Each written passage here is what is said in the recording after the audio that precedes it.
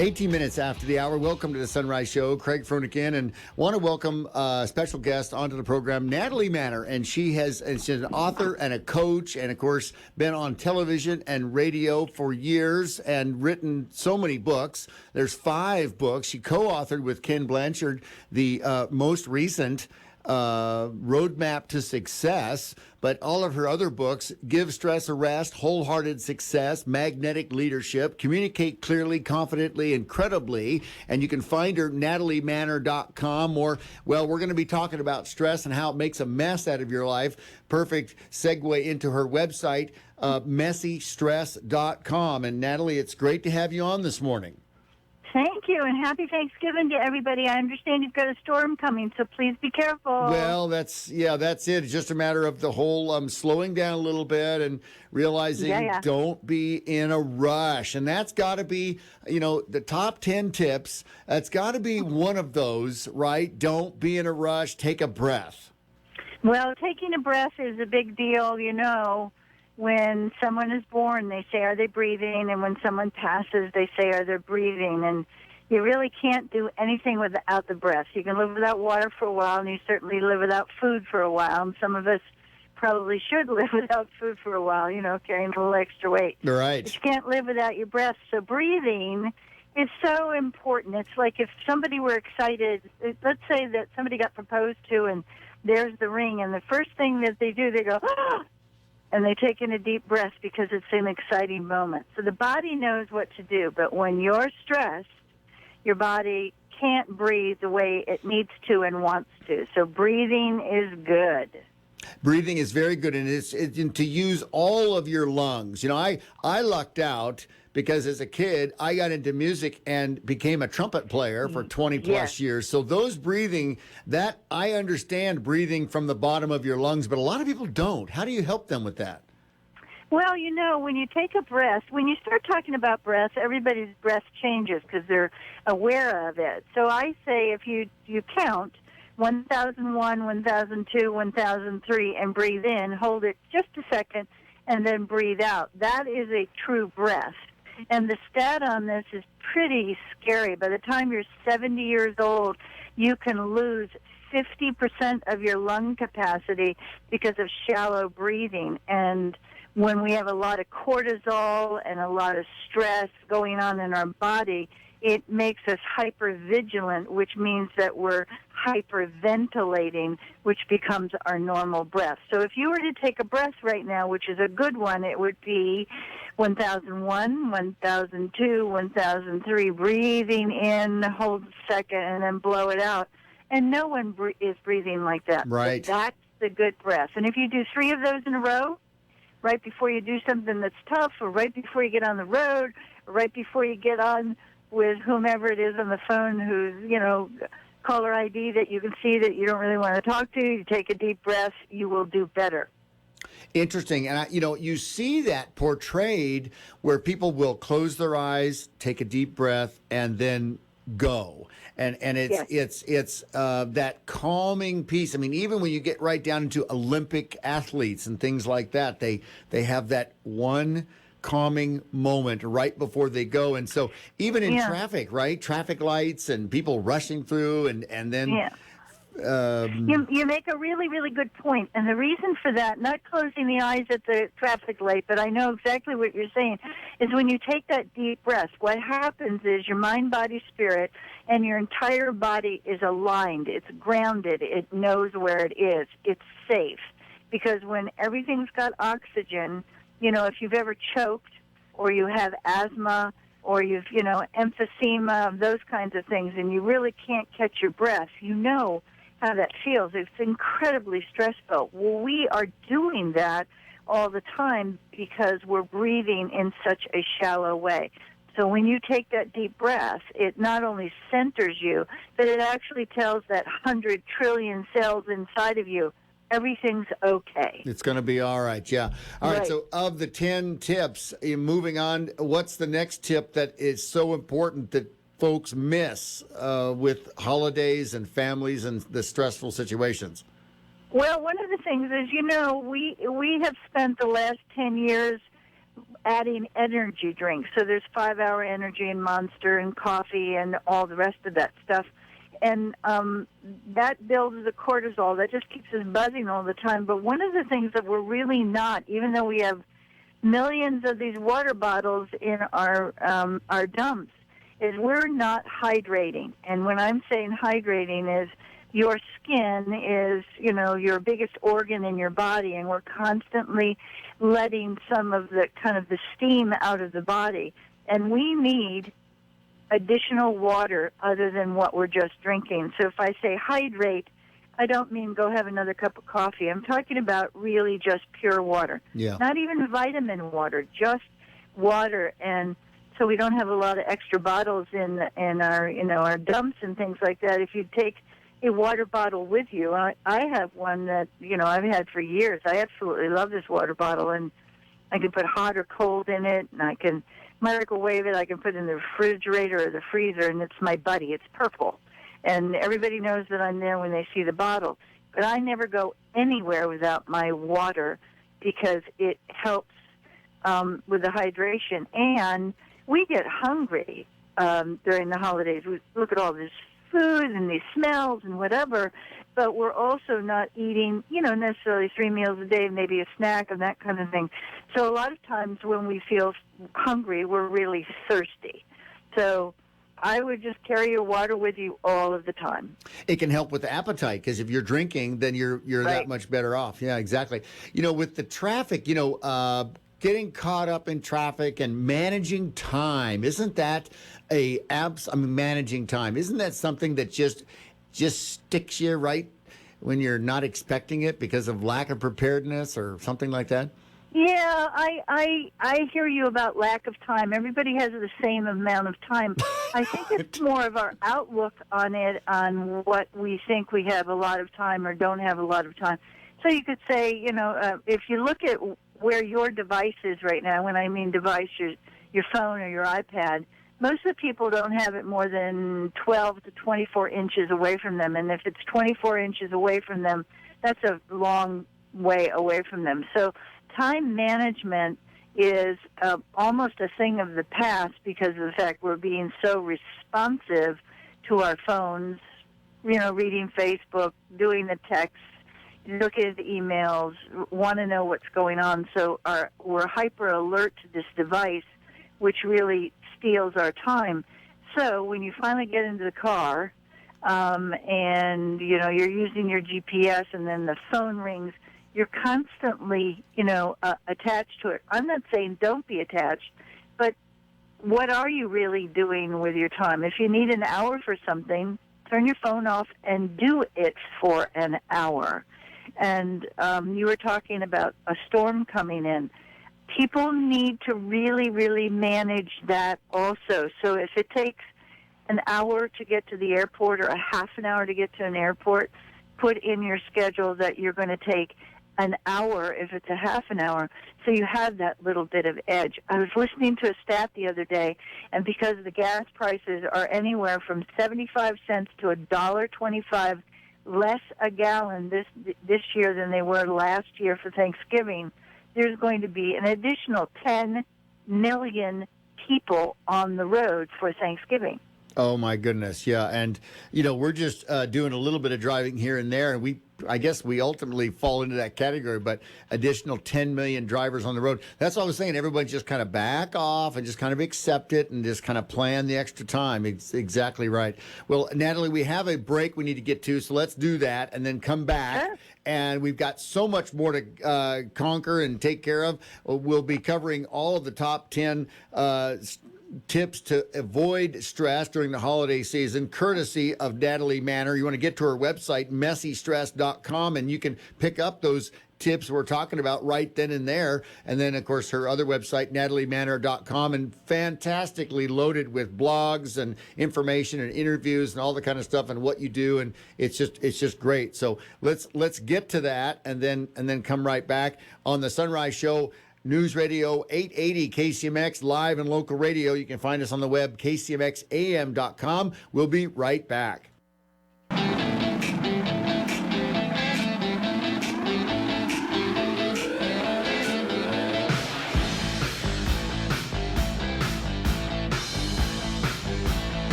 Good morning, everyone. Welcome back. 33 minutes after the hour. It's the Sunrise Show on News Radio 880 KCMX, and we're continuing with Natalie Manor, her website. If you want to get her top 10 stress relief tips, it's messystress.com, and then her regular website, nataliemanor.com. And Natalie, I hope you don't mind I gave out both sites. I hope that doesn't confuse people.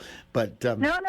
It's absolutely wonderful. I do want to make sure that when you go to messystress.com that you understand there's nothing there for sale. Not a thing. These are the top 10 tips, but it's 13 pages long, so we have dozens and dozens of other tips. So we do the top 10 that are usually the most customary, that drive us crazy and are stressful, and there. So messystress.com, and people share it with their churches, their colleagues, their staff, and their families because they find them valuable. I've just had a blast putting it together because I was darn sure that I had created stress, and then I looked at all that stuff and I said, wait a minute, let me put together a list, and then I wrote a book, and then so it is from my heart to your heart to have wonderful holidays. Well, that's exactly right. And, making memories. My wife said it perfectly. She said, making memories, Craig, you're going to make memories or not. And that's, quite frankly, the whole situation. And when you're making the memory, then you've got to decide that that's going to be a good thing. And it's so tough. I mean, it's not easy. And one little thing, and everyone's got a trigger, and, you try to do your best. And some people just don't cooperate. What do you do with people that really aren't cooperating? You have to find something that works for them. Is that the trick? Well, you know what? I don't know if you have to find something that works for them. You have to find something that works for you. And the expectation is, my silly example is Aunt Martha. Aunt Martha comes for Thanksgiving, and for the last 30 years she's made lumpy gravy. And it's, 3 weeks before, we have to eat that again, and Aunt Martha's coming, and it's like, I really want to suggest get over it. I mean, if you don't want the gravy to be lumpy, be in the kitchen with her. But if it's just that thing, what is it about it that's bothering you so much? So I was talking to somebody the other day, and they said, absolutely not. I'm not allowed to drink on Thanksgiving because then my brother will drink, and then my mother will get mad and whatever. And I thought, these people are in their 40s. It's been going on for a long time. So call your brother up and say, hey, if you want to have a drink, let's go out afterwards. But this is really important to Mom, so let's not worry her. Call Mom and say, you know what? We heard you, and here we are. So I just really think that, and I don't want to be insulting in any way, but the long-term memories of how bad somebody else is really your negative judgment. And I think you have to take a deep breath and go, okay, I'm just going to get over it and see what the holidays can be like if I'm not a judgy kind of person. So bottom line is, we're not perfect. And if you want to nitpick about someone, you will find it. Right? Oh, absolutely. The most perfect person in the world. I mean, if you celebrate Hanukkah, then Santa's bad. If you celebrate Kwanzaa, then Hanukkah's bad. It's just, it's the holidays. It's really, really the holidays. And, what is important for you. Well, you and I had talked before about creating memories. And sometimes, when you were very young, the most perfect holiday happened, and you keep bringing that with you and bringing it with you. And when it doesn't happen, your expectations are dashed. Well, find a new one. Yeah. Create a new one. Bring a new one. Or talk about that which was important. And, teach the new little ones or the people that you're bringing. We always try and bring somebody to the Thanksgiving table that we haven't had there before. And it used to be sort of, when my mom was alive, boy, you didn't do that. It was family only, and you ate this and you ate at that time. And we now, invite people in that won't be having Thanksgiving because of the fact that we've decided as grown-ups, we can do that. You're right. We can. and make everybody happy. So I think it's really a lot about choice and expectation. Natalie, it's great that you say that, and thinking positive. I'm always thinking about, find a solution. Don't be a part of the problem. Be a part of the solution. Yeah. And then this is one of the phrases that I've in my years is let it go. Right? I mean, just whatever is bugging people. If you want to really screw things up and be a negative Nelly and just get in there and just really be a jerk, fine, okay, but you just think what kind of mess you're going to make. Is that good for the common good, common order? It's a great point. However, if you say to somebody, oh, just let it go, what you're doing is it's very offensive because they don't know. Right. And they're holding on to it and they want to be really strong. From a coaching point of view, which is what I do for corporations and individuals as an executive coach and a life coach, is instead of saying let it go, and here I am coaching you, you could say to them, so what else do you think would be possible? Right, that's a great thing. And I actually, to clarify, I don't say let it go verbally. I say let it go in my own brain of Craig. Let it go. You know what I'm saying? But you can replace it, Craig. You can replace it with let it go and what else is possible, because then the brain is so creative. When you ask it a question, Einstein said that I'm really not that bright. What I did is I was so curious, I just kept asking questions. And if this is the answer, so if that's the answer, so what else is possible? So what else could I do? What else could I think? Right. And when you ask those questions, we just be very creative. One of the last tips that I want to tell you about that I think is so very important, if I could bring this up, and that's sugar. Oh, sugar, we're very addicted to it, and it tastes really good, and it's hard to put down. But the one thing about sugar that you really ought to know is that it dampens off and can shut down your immune system. And I'll tell you, at the Thanksgiving table, when you're stressed out and your immune system isn't working, you're pretty like a fuddy-duddy. You're not feeling very good, and judgments and arguments can happen. So I would avoid or decrease my sugar intake. And there's no surprise that, 2 weeks after Halloween, everybody in the United States starts having the flu season because our immune system shut down. Yeah, no, that's a perfectly a way to put that with the sugar. I'm just thinking, how am I going to get away with that? Well, you don't have to stop it. I'm not saying, it's like I had a client who did 9 Dr. Peppers a day. She drank them, and I was astounded because I don't drink soda. So we got her down to 4, and she felt very much better. Now, if I drank 4 of those a day, I'd feel terrible. So it's really all in how you are. Don't take it all away. That's very stressful. Don't rob yourself of the enjoyment. But instead of 4 martinis, maybe 1 martini. Right. By the way, I have a really, really wonderful replacement recipe for carbs if you'd like to hear it.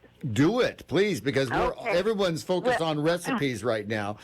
Yeah, so I was at a network meeting this morning, and there's a health coach there, and she was talking about replacement of some carbs, and I said, well, what is it? She said, you take cauliflower and raw, chop it up really, really small, like diced onions, maybe a little bit larger than that.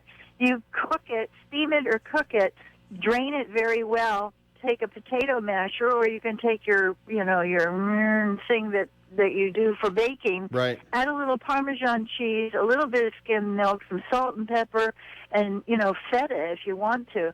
She said, best doggone mashed potatoes in the whole world. She said, it doesn't taste any different. Texture is a little bit different. She said, it's so good. She's telling us about that in the meeting, and my saliva glands are going crazy. Doesn't that sound good? Yeah, I'm a cauliflower, broccoli, carrot kind of guy, so I could do all of that. Definitely. Well, Natalie, this is a fascinating information, and especially with the breathing and the sugar, and then the issue of be solution oriented and not being hung up on the positive and or hung up on the negative rather, and offering solutions and then helping folks get through that, and ultimately the end result is a great memory and a happy occasion. and it's not easy because life is not perfect, and we have a lot of disappointments, and you kind of just take the good with the bad, don't you? Well, the good with the bad and the historical with what's new. I mean, if you want to stay on the historical, if you're having Thanksgiving with your family and you're in your 40s, you've been sitting around that table for an awfully long time. What are you bringing to the table that works, and what are you bringing to the table that's not working? If you want a different holiday, then you need to be different. Exactly. That's the whole thing. Be kind.